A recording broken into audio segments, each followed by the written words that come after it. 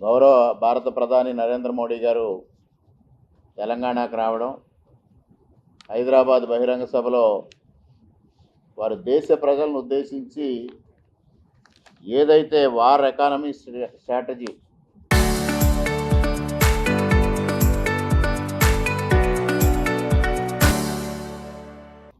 పశ్చిమాసియాలో ఏదైతే యుద్ధ వాతావరణం నెలకొని ఉందో అటువంటి పరిస్థితిలో భారతదేశం ఎకనామిక్గా ఏ విధమైన వ్యూహంతో ముందుకు వెళ్ళాలనే ఒక ఆలోచనతో ప్రజలకు కొన్ని సూచనలు చేయడం జరిగింది. దాన్ని వైసీపీ నాయకుడు పేరు నాని గారు కానీ, నిన్నటి రోజున అఖిల భారత కాంగ్రెస్ అధ్యక్షులు మల్లికార్జున ఖర్గే గారు కానీ విమర్శిస్తూ ఉన్నారు. ముఖ్యంగా అసలు ప్రధానమంత్రి గారు ఈ సూచనలు ఎందుకు చేశారు? బంగారం కొనొద్దు అనేది ప్రధానంగా వారు సూచించారు. అదేవిధంగా విదేశీ ప్రయాణాలు తగ్గించమని సూచించారు. చమురును ఆదా చేయమని సూచించారు.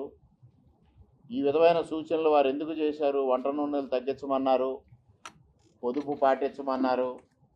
ఇవన్నీ వారు ఎందుకు చేశారు అంటే, ఎప్పుడైనా సరే యుద్ధ వాతావరణం నెలకొన్న నేపథ్యంలో దేశం యొక్క ఆర్థిక పరిస్థితిని కాపాడాలి, ఫారిన్ ఎక్స్చేంజ్ రిజర్వ్స్ని కాపాడుకోవాలి, తద్వారా దేశంలో ద్రవ్యోల్బణం పెరగకుండా నివారించాలి, దేశ ఆర్థిక వ్యవస్థని పరిరక్షించుకోవాలి. ఇటువంటివి ప్రధానమంత్రి స్థాయిలో ఉన్న వ్యక్తికి ఉండే ఆలోచనలు. అందున ముఖ్యంగా నరేంద్ర మోడీ గారు ఆ విషయాల్లో అందరికన్నా ఒకంత ముందంజలో ఉంటారు. అందుకోసమే ఈరోజు ఆయన ప్రపంచంలోనే అత్యంత శక్తివంతమైన నాయకుడిగా రూపాంతరం చెందడం జరిగింది. ఈ విషయాలు ఏమీ తెలవని పేరు నాని లాంటి వ్యక్తులు వీటిని పైన విమర్శలు చేయడం, వాటిని మీరు ఖండించుకునే పరిస్థితి రావడం కూడా చాలా దురదృష్టకరమని ఈ సందర్భంగా తెలియజేస్తా ఉన్నా. ముఖ్యంగా ప్రధానమంత్రి గారు ఎందుకు బంగారం కొనొద్దు అనేది ప్రజలకు పిలుపునిచ్చారనే దానిపైన మీ ద్వారా ప్రజలకి ఒక వివరణ ఇవ్వదలుచుకున్నాం. భారతీయ జనతా పార్టీ తరఫున ముఖ్యంగా గోల్డ్ అనేది, బంగారం అనేది మనం ఇంపోర్ట్ చేసుకోవడం జరుగుతుంది. 90% బంగారం మనం విదేశాల నుంచి దిగుమతి చేసుకుంటా ఉన్నాం. దాదాపుగా ప్రతి సంవత్సరం కూడా 700 నుంచి 900 టన్నులు బంగారాన్ని మనం విదేశాల నుంచి దిగుమతి చేసుకుంటా ఉన్నాం. దాని విలువ వచ్చేటప్పటికి 13.69 లక్షల కోట్లు, అంటే దాదాపు 14 లక్షల కోట్ల రూపాయల బంగారాన్ని మనం ప్రతి సంవత్సరం కూడా దిగుమతి చేస్తూ ఉన్నాం. ఈ ట్రేడింగ్ ఎకనామిక్స్ ఏదైతే ఉందో, ట్రేడింగ్ ఎకనామిక్స్ చాలా ఇంపార్టెంటు. ప్రతి దేశం కూడా ట్రేడింగ్ ఎకనామిక్స్ని ఫాలో అవుతూ ఉంటుంది. ఈ ట్రేడింగ్ ఎకనామిక్స్ తర్వాత దాని ప్రకారంగా మనకు ఏదైతే యుద్ధం నెలకొన్న పరిస్థితి నేపథ్యంలో, యుద్ధానికి ముందు భారతదేశానికి $728 బిలియన్, అంటే 69.4 లక్షల కోట్ల రూపాయలు ఫారిన్ ఎక్స్చేంజ్ మన దగ్గర నిల్వలు ఉన్నాయి. వారు మొదలైన 2 నెలల తర్వాత చూస్తే $690.69 బిలియన్ తగ్గిపోవడం జరిగింది.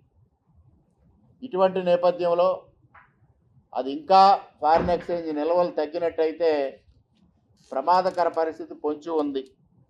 ఇటువంటి పరిస్థితి 1991లో పివి నరసింహారావు గారు ప్రధానమంత్రిగా ఉండగా 2 వారాలకి సరిపడే ఆర్థిక ఫారిన్ ఎక్స్చేంజ్ నిల్వలు ఉండడం వలన ఆ రోజు లండన్లో బంగారాన్ని తాకట్టు పెట్టారు. ఇది ఏదైతే ఈ ట్రేడింగ్ ఎకనామిక్స్ ఉందో, 7 నుంచి 10 నెలలకు సరిపడా రిజర్వ్స్ ఉన్నట్టయితే ముడి చమురు దిగుమతి చేసుకోవటానికి సరిపడే ఫారిన్ ఎక్స్చేంజ్ రిజర్వ్స్ మన దగ్గర ఉంటే ఆ దేశం యొక్క ఆర్థిక పరపతి బాగున్నట్టుగా వారు కన్సిడర్ చేస్తారు. దాని ప్రకారంగా మనకి విదేశీ రుణాలు కానీ, ఇతర బ్యాంకుల నుంచి రుణాలు కానీ రావాలంటే, ఇప్పుడు మీరందరూ ఏదైనా ఒక రుణం తీసుకోవాలంటే ఒక సిబిల్ స్కోరు కన్సిడర్ చేస్తూ ఉంటారు. ఆ విధంగా ఇవాళ ఫారిన్ ఎక్స్చేంజ్ రిజర్వ్స్ని భారతదేశానికి కానీ ఇతర దేశాలకు కానీ ఏ దేశానికైనా లోన్ తీసుకోవాలంటే దానికి సరిపడా ఫారిన్ ఎక్స్చేంజ్ రిజర్వ్స్ ఉన్నాయా లేదా అనేది చూస్తారు. ఇవాళ భారతదేశంలో ఇప్పుడున్న ప్రస్తుత పరిస్థితుల్లో మన దగ్గర 9 నుంచి 10 నెలలకు సరిపడా ఫారిన్ ఎక్స్చేంజ్ రిజర్వ్స్ ఉన్నాయి. అది తగ్గిపోకూడదు అనేది ప్రధానమంత్రి గారి యొక్క ఆలోచన.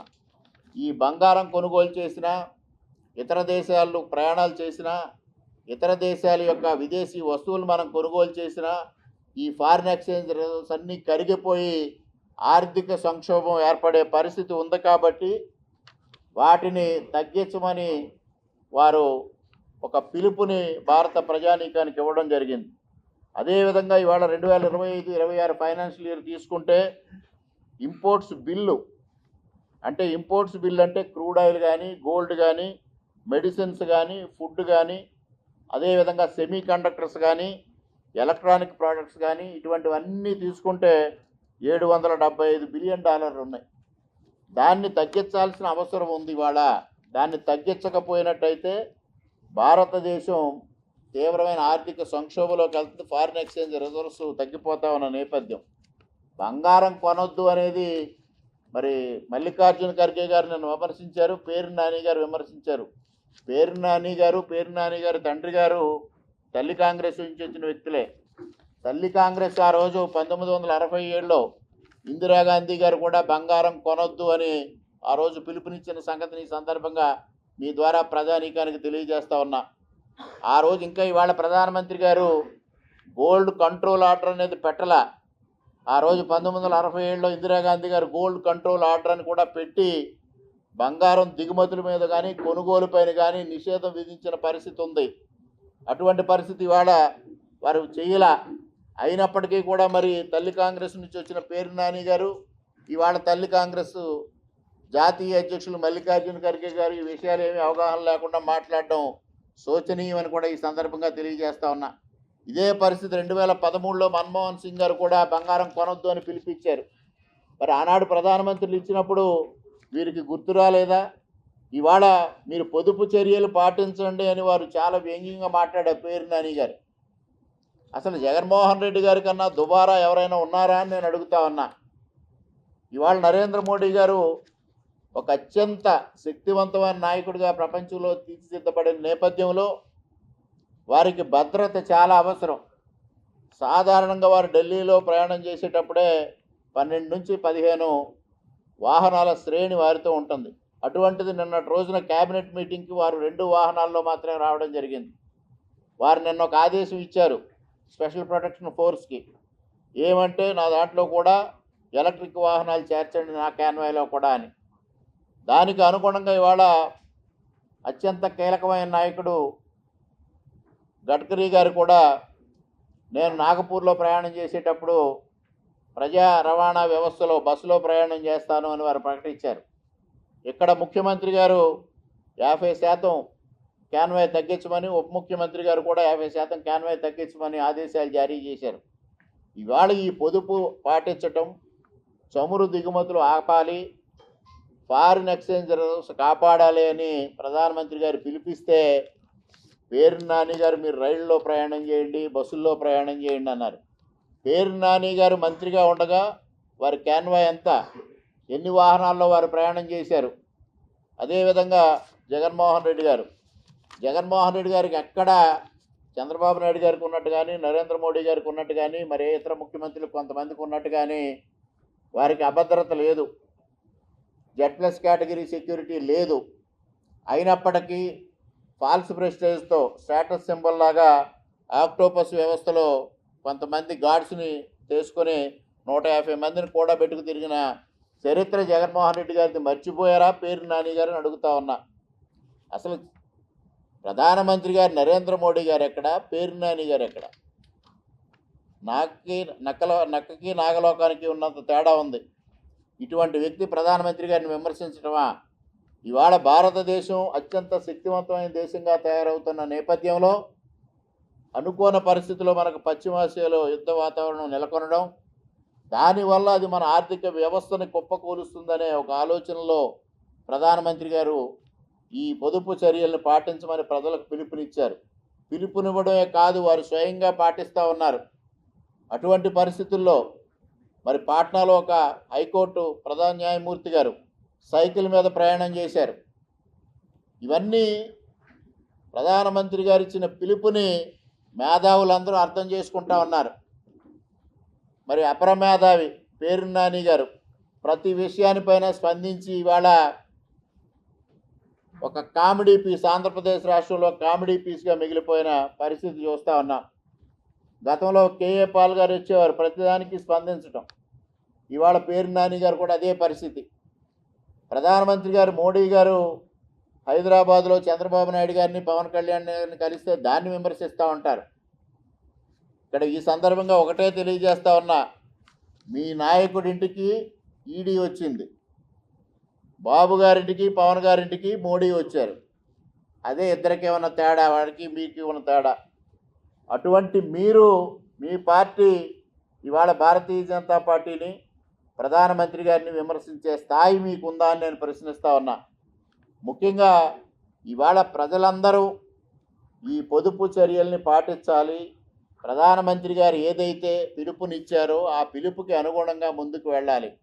1991లో ఈ ఫారిన్ ఎక్స్చేంజ్ రిజర్వ్స్ 2 వారాలకు సరిపడగా ఉన్న నేపథ్యంలో పివి నరసింహారావు గారు గవర్నమెంట్ అంటే ఆ రోజు ఎవరండి?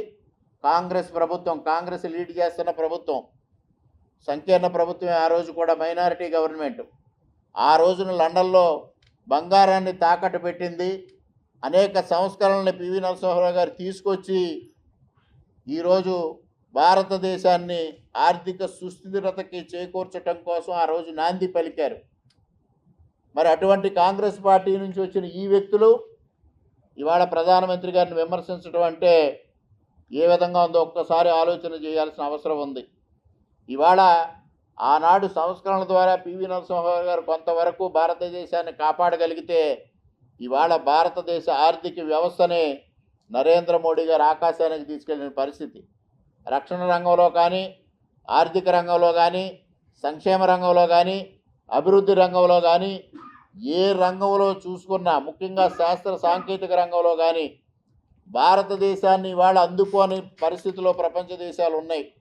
అందువల్ల ప్రపంచ దేశాలకి అన్నిటికీ కూడా భారతదేశం పైన ఒక ఈర్ష్య, ద్వేషాలు, నరేంద్ర మోడీ గారి పైన అసూయ ఉన్న పరిస్థితి ఉంది. ఇటువంటి నేపథ్యంలో భారతదేశం ఔన్నత్యాన్ని కాపాడాలి, ఆర్థిక వ్యవస్థను కాపాడాలి, తద్వారా దేశ ప్రజానీకానికి అభివృద్ధి ఫలాలు అందించాలని నరేంద్ర మోడీ గారు ఇవాళ తన భద్రతను కూడా ఉపసంహరించుకొని పొదుపు చర్యలు పాటిస్తూ ముందుకెళ్తూ ఉంటే ఈ కుహనా నాయకులు ఇవాళ ఈ విధంగా విమర్శలు చేయటం మేము తీవ్రంగా ఖండిస్తూ ఉన్నాం.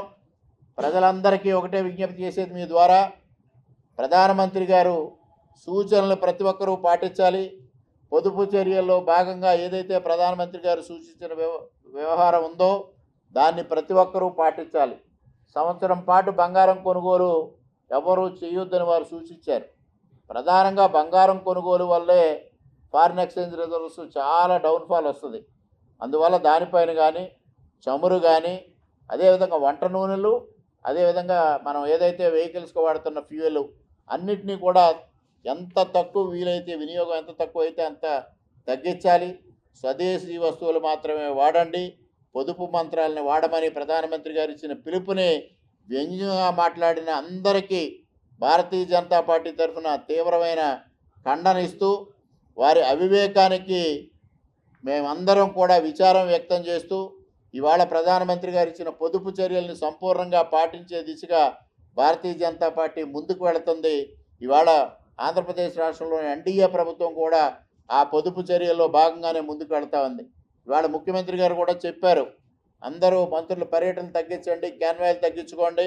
అదేవిధంగా వర్క్ ఫ్రమ్ హోమ్, ప్రభుత్వ ఉద్యోగులు కూడా వర్క్ ఫ్రమ్ హోమ్, ఒక్క వర్క్ ఫ్రమ్ హోమ్ చేయడం వల్ల సంవత్సరానికి 900 కోట్ల రూపాయలు ఇవాళ ఆదా అవుతుందనేది ఒక అంచనా కూడా రావడం జరిగింది.